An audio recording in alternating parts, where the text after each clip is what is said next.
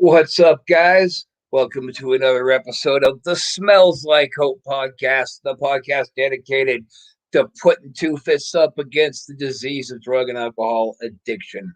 Of course, I'm your host, Rob Wilds, and we're going to get into part two of the Rob saga. But before we do that, let's pay some bills.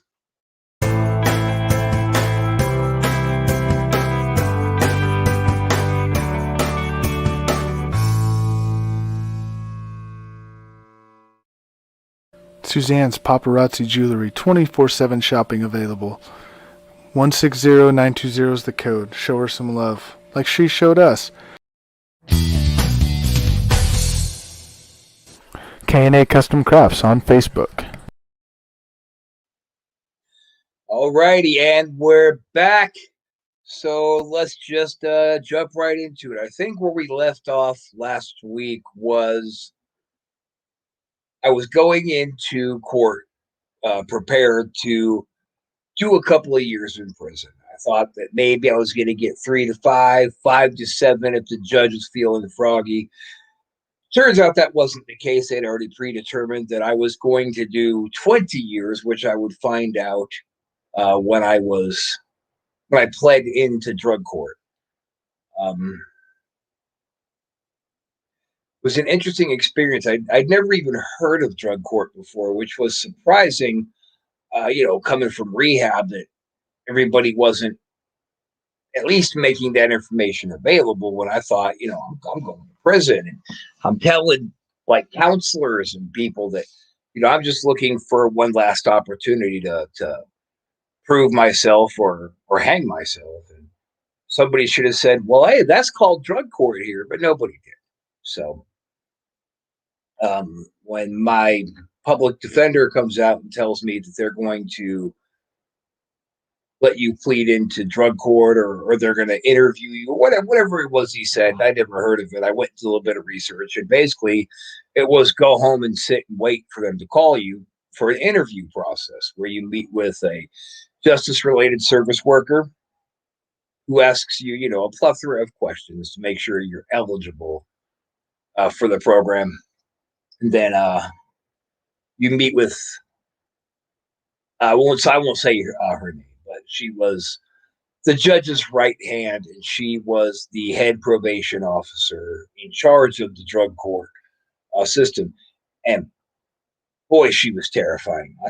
I'll tell you. And she really is a very nice lady, but yeah, very scary.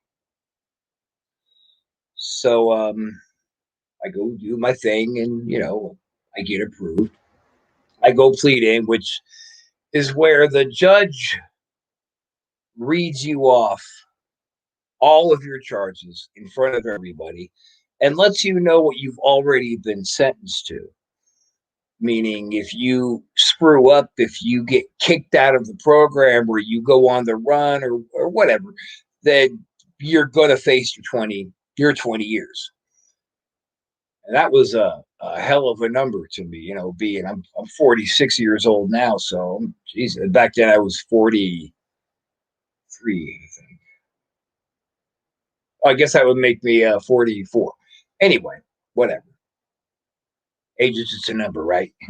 But the real number I was worried about was that 20 years. But this is when things start kind of getting better and worse, kind of a combination, because my dad's health started really going downhill.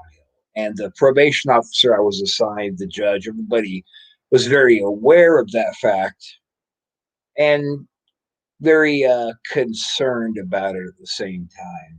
With all these stresses and bad things going on, is that going to be my trigger for the big relapse? And although I had 9 months clean, and I'll be honest, I was worried about that too. Because that's what drug addicts do. They don't face their pain and their problems. They hide it, and that's what I spent the last several years of my life doing. So, although I knew I didn't want to go back to that life, the fear was always there that one day is just going to be that one thing too much, and and I'm going to ruin my life. So I kept that very like right here in my brain at all times of, I'm given a chance here to be able to have a life still.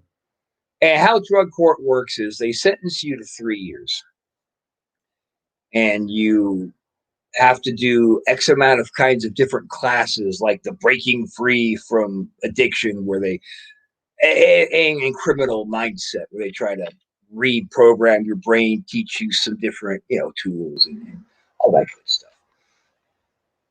You have to call a phone number every day, 7 days a week, and they assign you a color. And if your color is called, then you have got to get in there and give a urine sample.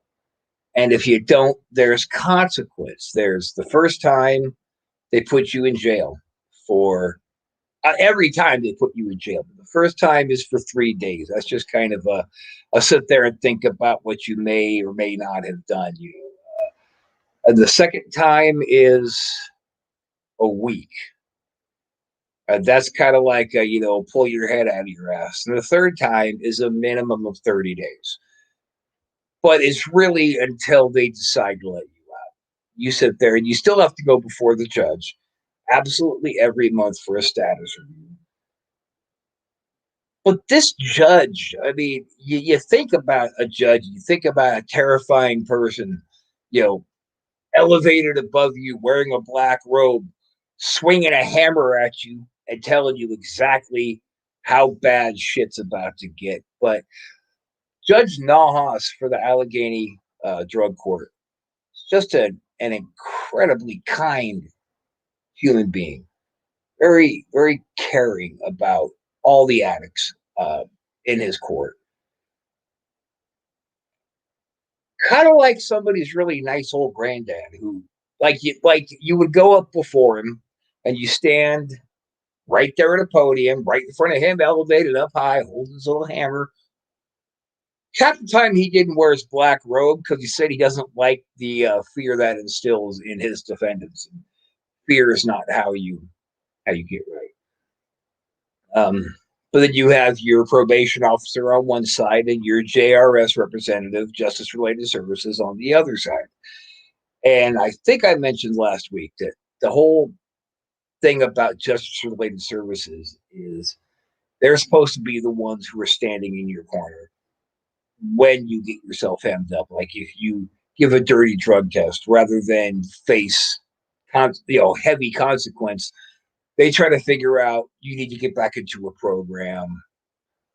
What kind of program do you need to get back into? Do we need to recommend any more time in drug court? But if you're good, rather than the 3 years that you're sentenced to, they'll let you out in 2. And apparently I was really good, except there was a time when I just completely forgot to call the color code phone number. And of course, that was the time that my color came up. And bam, jail for 3 days. So around this time, when I'm pled into drug court and I'm given this opportunity to, not rot away in a state prison somewhere, my dad's health is declining. Now I feel very fortunate. This sounds weird to say without explanation, but the way he died was much better than the way he could have died.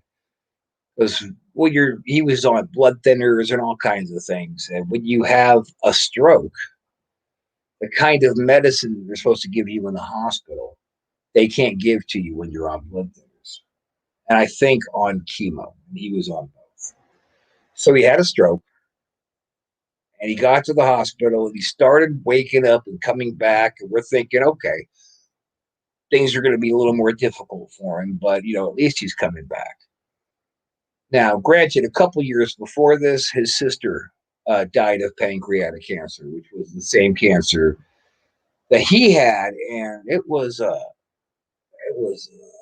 horrible fucking way to die. It was awful, and I really didn't. Nobody deserves to go out like that. He didn't deserve to go out like that. So he had a stroke, and he was kind of starting to wake up. They still had him very medicated, still had the tube down his throat. And we went home that night, and overnight he had like 5 more strokes. And it was just, there was nothing left to do for him. And keeping him alive on life support just was absolutely something that he wasn't going to be cool with. So we took him off the respirator, and 2 minutes later he was gone. But he was fortunate the fact that we got everybody together. All of his brothers and sisters were there, and me, my sister, my nephew, of course, mom, all there really just to kind of say our goodbyes. And I told you last week that I told him not too long before his end that I was going to take care of things. And I made sure to kind of sit with him, made everybody leave the room, and told him again, I wanted to reassure him that I'm going to take care of things. And it's funny because people wait for things like that before they let go. My granddad, he ended up dying of Alzheimer's. He fell into a coma. It was time for him to go, but he wasn't going. So I got people together to go say their goodbyes, and I kicked everybody out of the room. And I told him that we're going to take care of Grandma. She's going to be okay with us, and you need, and it's okay for you to go. And he did, just that quick.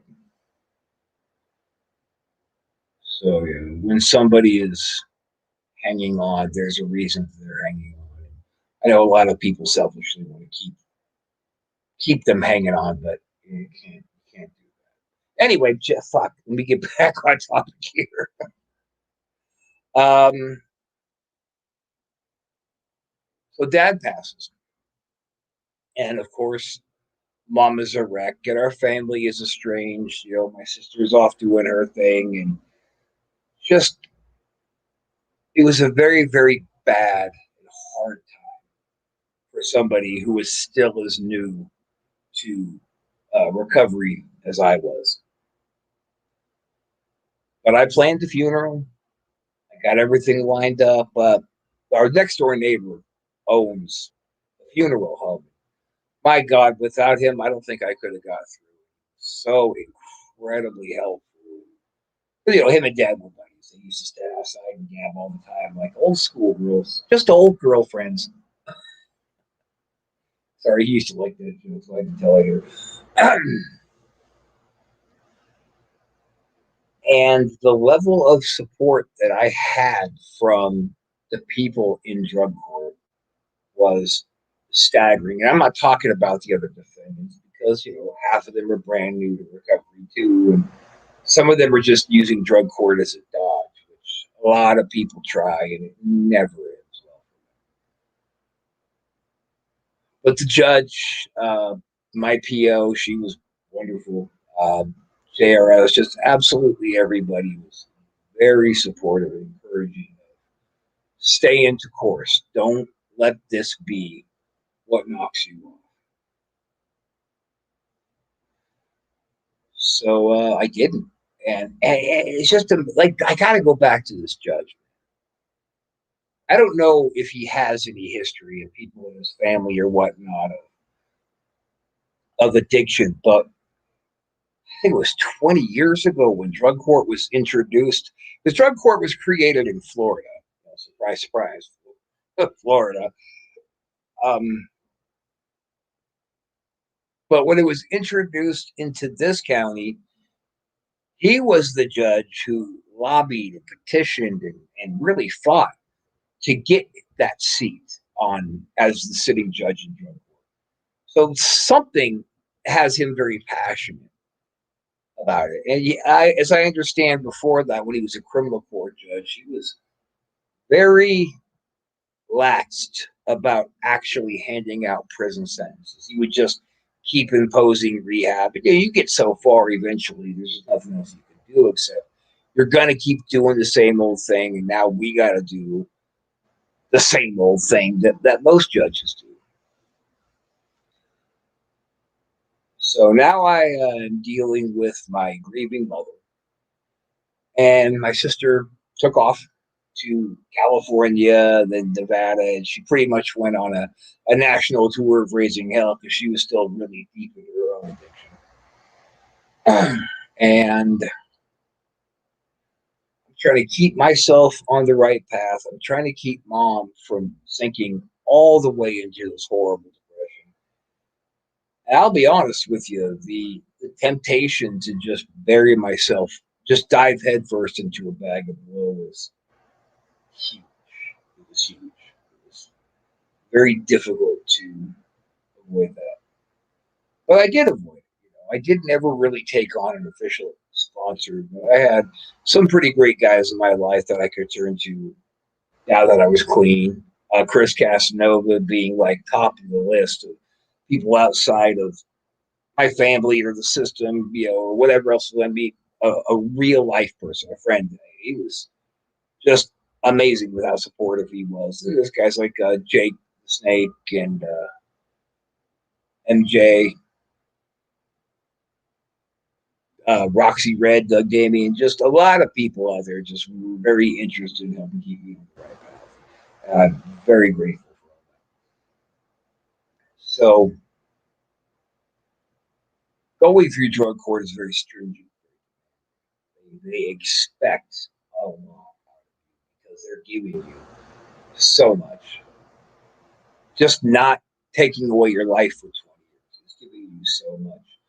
And people started to get, I noticed that the other defendants started getting really very lax. I was very serious about my program. I just was not going to give up and go do that. Just wasn't going to do it. But one thing that I did do was after Dad died, and I was in such a low dark place, I went out and got myself a couple of joints, and that's that complacency. That thank God I didn't go out and get a couple of bags. I went out and got a couple of joints, and of course I got drug tested. Of course I came in hot for THC. And when I went in front of the judge, because I came up hot a couple of days before seeing the judge, and the PO says, "Okay, listen, you got hit with your 3 days already for missing your color test, but I'm going to try to get you on where you just have to go 3 days due to actual drug violation." And I went in there. They all knew my dad just died. The judge asked me, what happened. So I told him, I needed some kind of a release. And that's what I chose. It was the wrong choice, but that's what I did. And he just gave me a half a smile and said, "Well, we're going to get through this." That was powerful. He could have said, "Okay, 7 days." He said, "Okay, look, I'm going to go ahead and give you," and it really is only 2 days is what they send you in for, but with processing in and processing out, it's 3 days. So he said, "I'm going to give you your 3 days, and when you come out, let's see if we need to get you back into a program." But I'd had clean drug tests and made all of my intensive outpatient rehab appointments and all the classes. I made all of them. I got great reports from all of them. So they didn't see any reason to thrust me back into yet another, outpatient or something like that. And I started realizing my own triggers very, very early into it. I started realizing the excuses that I was making to keep using, and really or not all of, but a lot of my own character flaws that was leading me down that white highway. So realizing this, and I'll tell you something. Actually, I'm going to rewind back to my inpatient too. Some of these guys in there were just so. These are the patients were so awesome because the ones who are serious about getting right can identify each other, just like any addict on the street can identify another one. And they all wrote me these just wonderful wonderful letters that took me a long way also into getting me into drug court rather than state. And that was a close one. And I pushed that one right to the edge. I pushed that envelope as far as it could go. But being is, I started recognizing my own character flaws. I started thinking to myself, how can I help people who are in need? And it was just going to the meetings, talking to people. And I went and signed up for the H&I, so I started going to rehabs. I couldn't go to the jails, which I'm going to try to do in Tampa. Get out there and go into the jails for their NA meetings and try to help them along. Go to the institutions, the rehabs and the hospitals. Because it's true that if you want to keep it, you got to give it away. You can't just you. It's a funny contradiction because they say your sobriety, your rehab program, your recovery has got to be a selfish program. You got to worry about yourself first and everything else second to keep yourself right. But at the same time, they tell you to keep it, you got to give it away. So take it how you want it. That's just pretty much my attitude on really the whole rehab process, because you're either ready to quit or you're not. And if you're not, there's nothing anybody can do for you. That being said, I was very ready. I was very into it. And the drug court system as a whole is it's just amazing. Because here's a little known fact for you guys. Judges are not in a hurry to send drug addicts to prison. They know that is doing nothing but sending you to drug school. You're in there with real criminals. You take the real criminal mindset. You start learning all you can. You get released. Bam, you're right back on the streets, right back doing that bullshit that got you there in the first place. But it was amazing. About halfway through, about a year into drug court, it started really hitting me of how miserable my life was, and how I knew how miserable it was. Although I was trying to tell myself, "Oh God, things are great. I got money. I'm high all the time. Woohoo!" But I was just fucking miserable. It was absolutely horrible, and there was so much. Like my sister was so far gone into her addiction that there was no talking to her. I couldn't tell her because my judge told me one of the conditions of my drug court is going to be that I can't live with her because she was facing legals now. And it was due to drugs and alcohol. And she wasn't living there at the time. He said, you can't let her come back. If you do, then we're going to place you back in county jail until such times we can find you a halfway house. But she was so far gone, and it's when you're in active addiction, these like insane trains of thought that are going on in your head feel completely right and completely normal. So when somebody is out, and that's the realization that Casanova came to about me when I was in my addiction, that he was, trying to talk me down, trying to get through to me, but he finally realized there just wasn't going to be any getting through to me because that's not how it works. But once I was ready to open up, I was ready to get well, everything started changing. And all I could do anymore was just really hope for Brooke that she would have her moment of clarity, her aha moment, so to speak. Don't sue me, Oprah. And I mean, it was forced on her, but she had it. It took her spitting in a cop's face with a blood alcohol content of a 3.5 or something like how she was even and I'm not putting her information out there. I mean, on the podcast we did together, she already told everybody all this, so I'm just just kind of hitting on it to keep relevant with the story. And she was also dealing with the loss of her father and didn't know how to do it. And how we do it is to cover it up with our drug of choice.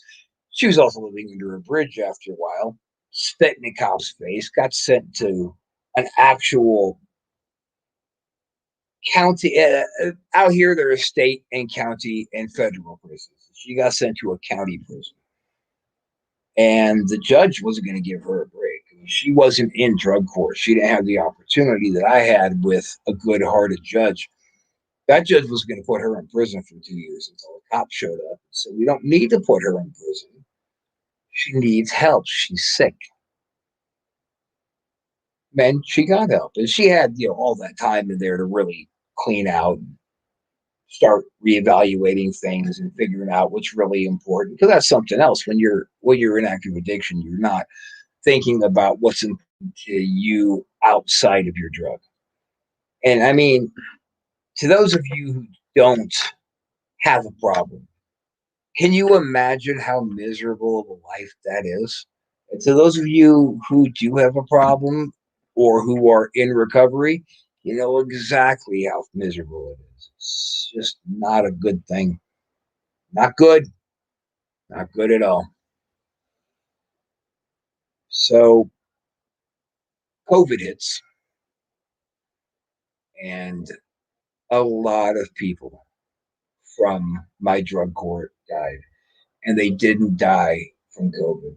They died from overdosing because suddenly COVID's there. So the court systems are getting shut down. The probation officers are no longer allowed to do home visits. They're not calling anybody into the probation office. And when people aren't actually ready, the people who were using it as a dodge to keep out of jail or prison said, "Oh, well, this is my opportunity." I'm gonna finish it about half an hour, then a little longer. We don't have to do it tonight. You need like blankets and pillows and shit. Oh, come on. I'm exhausted. All right. All right, guys. Sorry. Okay, so people who aren't taking on that mindset of recovery, when they decide to use again, they think like they're convinced that they can hang just like they used to and they can use the same amount of drugs that they used to. And they die. Their body can't handle it. And it's weird that, like they build up this tolerance. It's the same amount. Why didn't you kill them before? I'm not a doctor per se, but I play one on the internet.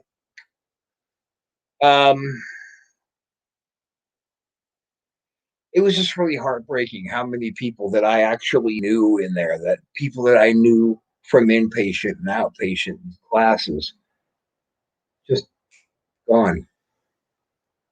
And there was nothing that anybody could do about it. There was nothing that the drug court could do, that the probation officers, their families, nothing. There's nothing they could do about it.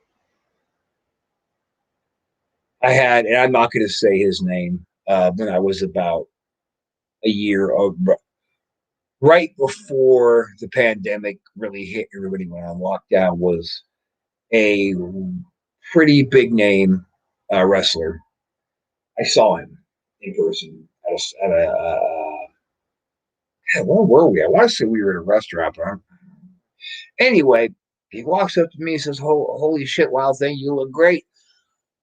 I was like, "Well, I look how I look right now." And he says, "Are you clean?"